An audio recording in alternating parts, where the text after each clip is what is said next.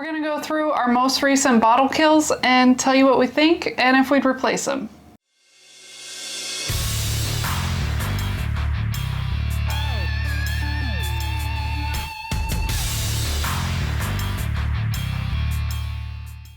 Hi friends, I'm Laura, this is Troy, we're Baker Drinks, and we've got some more bottle kills, mostly from sharing whiskey with people, but we did drink some of it, and we just want to go through the bottles, tell you if we'd replace them and what we thought of them. Yeah, and I want to start off the video by saying welcome back, Laura. Thank you. It's been interesting making these videos alone. I don't know that people actually like just seeing me. So it's good to have you back. I bring some excitement. You're a little low energy. You give me someone to talk to. There's that. Instead of just that camera. You want to go first? Yeah, I'll go first. So we killed a cask strength bull run. It's one of the whiskey's bull run sources from MGP.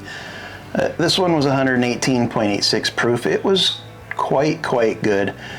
We bought this because Phil over at the Bourbon Van actually had this in his Advent 2 Christmases ago, and it won. And I was like, it's a local distillery, it won their Advent, it must be good, I gotta try it, and it was good. This is one that I would recommend. If you see it, you could pick it up. It's not an expensive whiskey. And they have great prices. And again, it is very good. I don't know, Laura said that we'll tell you if we would replace these or not. We don't replace a lot of whiskeys that we finish. Good point. We have quite a collection, and it's more about new experiences for us. So unless it's like one of those shelf staples like a Early Times Bottled in Bond or something like that, we typically don't replace them. Not that I wouldn't replace this one. Again, it's very good. If I saw it on the shelf for the right price and the mood struck, I would pick this up, and I do recommend it. If you like cask strength MGP bourbon, give this one a go. And along those lines, I've got another bull run. This is an American whiskey, 15 years old, finished in Pinot Noir for another 5 months. And this again is another great bottle. Crazy aged MGP light whiskey, finished. I mean, there's really not a whole lot to not like about it. I know some people prefer a higher proof. This was only 97.78, but it has a lot of flavor, or had a lot of flavor since it's empty, for that proof point. I definitely was a big fan of it. So we just recently picked up, I mean, we didn't get a backup of this exact bottle, but we did pick up a pick from the Nerds and Turds that was their American whiskey that was 16 years old, finished in Pinot Noir. So obviously we liked it if we picked up another one. Yeah. So this next one is kind of an oddball to us. I had never seen one before. I saw it in a local store. I asked them about it, and they said it was better than the original. Better than the original. Whatever that means. This is an Elijah Craig private barrel at 94 proof. I didn't know such a thing existed. It's the only time we've ever seen it. Yeah, so we grabbed it, and again, there's the little sticker there. It's a pick. It came highly recommended by the store owner. Who did the pick, of course. Who was trying to sell me whiskey. And it was cheap enough. I think I paid like $30, $35 for this. Is it $5 better than the original? Probably not. Laura and I drank a couple drinks out of this, and the rest of it went into our cocktail machine. It's one that if you see it on the shelf, I would say don't let curiosity get you. Save the $5 and just buy the original if you want a 94 proof Elijah Craig. Yeah, because that's what it tasted like to us, and which is why it was perfect for a mixer. Yeah. Next, I've got a pick. This is a Driftless Glen bourbon whiskey at 122 proof. This one was from the Bourbon Junkies. It tasted good. It's Driftless Glen makes some good bourbon. Yeah, I sampled a couple of those out. The people that got the samples liked them. One guy actually went to the distillery and has bought several bottles since then, Dave. And it was good. Will we get another one? Probably not. They're not available near us.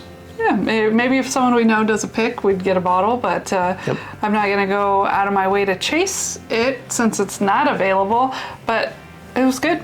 I definitely don't have anything bad to say about the brand. We'll pick them up if they become available, or someone we know does a pick. And I just noticed the finger. The thumbprint. Well, it's on both sides. It's like right where you hold it. Cool bottle too.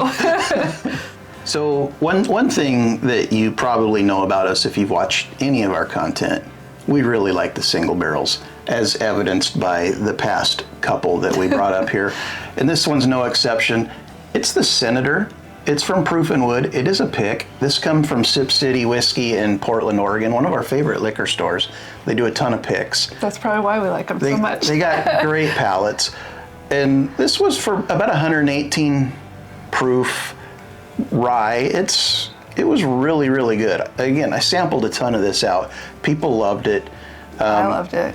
It's not available to us anymore. This pick is gone. But if I saw another pick from Proof and Wood, the Senator, I would consider picking it up. It's that good. And I would recommend if you see one and you like rye whiskey, you grab one too. It's good. Okay, so this is the Bernheim Wheat Whiskey Barrel Proof. This one is specifically the B923.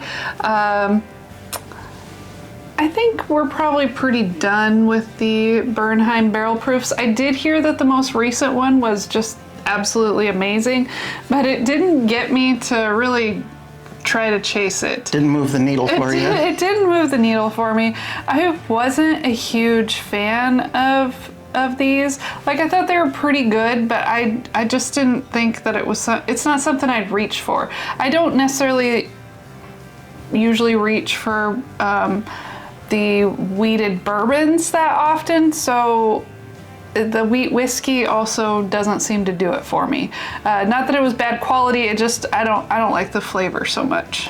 Yeah, I think I was more of a fan of that bottle than Laura was, but like she said, she's not a wheated bourbon fan, so why would she be a wheated whiskey fan? It's cheap enough, it's available enough. I would say if you like wheaters, it's worth a pickup. We're probably done with that line, as Laura said. There's just too many things coming out of Heaven Hill that's we're chasing, and you know, the ECBPs 3 times a year, the Larcenys 3 times a year, the Bernheims, you know, I gotta draw the line somewhere. We're trying to decrease our whiskey, which is why we give so much out. We're not trying to keep buying it all. We got too much. I don't know if we got too much. We got plenty. We got plenty. So another rye, the old Ezra 7 rye. This came out not that long ago, maybe like a year and a half ago. Laura reviewed it before I came on the channel. Liked it a lot. This is a very, very good rye. I feel like it was a little on the spendy end, up around $80. I don't remember. But man, it's so good. I definitely would say it's like a bourbon drinker's rye. It's very bourbon flavor. Yeah, as far as just like straight rye whiskeys go, I would say this is probably in our top 10. Yeah, I like it a lot. For sure. It's worth a pickup if you like rye whiskey and you're not afraid to spend $80 on a bottle. I would recommend this for sure. Will we replace it? Again, if the mood strikes, possibly. We're not opposed to it. It was that good. So, old Ezra 7 rye.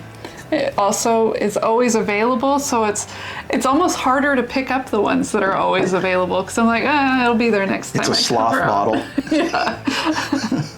Well, next I've got the Traveler Whiskey, and if you've heard any of the times we've talked about it, you will already know that I do not plan on replacing this bottle.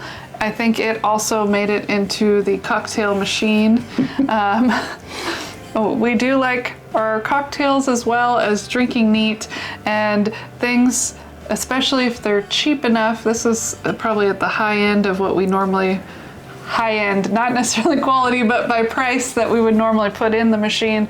But Yeah, I just didn't find a way that I liked it. It just didn't have the flavor I like. Yeah, it was definitely more hype than quality. I mean, you all know. You know what the Traveler is. We won't buy it again. We don't recommend it. Yeah. Spend that $40 on a better bottle. Tasted okay in a cocktail, though, because you couldn't taste it. It may have ruined a cocktail, too. Maybe. Maybe. It certainly didn't help the cocktail. Okay, this one's another pick. It is the Nassif Family Reserve American Whiskey. This was a bourbon junkie pick, blinded by the light. I'd show you a tater sticker, but I peeled it off of there and stuck it on the side of our beer fridge. This one was pretty good, 107 proof. We sampled quite a bit of this one out as well. I feel like it's a couple-year-old pick, probably not one of their better known ones, but American light whiskeys, if you're going to go look for an American light whiskey, there's a couple distilleries that excel at it. So Cat's Eye Distillery, they do the Obtainiums, the Nassifs, and Bull Run. Those are your two American light whiskey places that do good stuff. And any of those light whiskeys I can put my seal of approval on, if that means anything to you. I don't think it even means anything to Laura. But I would recommend, it's a good one. Again, not around us. This was a pick. We bought it online from Bourbon Junkies. And if it was around us, we might pick up another. Yeah. Or if someone that we know does another pick of it, we would probably grab it. I've got another delicious bottle. This is the Westward cask strength. So pretty much everything we do on the channel is bourbons, rye, or light whiskeys. Apparently didn't realize we had that many, but we've got a few kills here, so I guess we have a few. But we'd also like single malts. This is an American single malt out of Portland, Oregon. We've talked about it a few times, and the cask strength is the easy to find one that people seem to love the most. We shared most of this bottle, but I don't have to say would we get a backup, because we already have a backup that's half empty. It's one that we enjoy. We have a lot of Westward bottles. Yeah, and that bottle, it's a little on the spendy end, about $115, but it's worth every penny of that. I would recommend that. I would buy it again. I will buy it again. We have bought it again. Yeah. Is that all of them? That's the end of the list. Well, those are our most recent bottle kills. I hope you guys enjoy these kind of videos. It's fun for us to talk about them, because we mostly just mention bottles when we first get them, but don't really, we just can't do a full review on everything. So this is a nice way to give a quick review on things that we may have had for 2 years, we may have had for 1 year. You never know. We go through bottles at varying rates, but I enjoy making them, so I hope you enjoy watching them as well. Yeah. Please like, comment, and subscribe. We'll see you again soon. Cheers.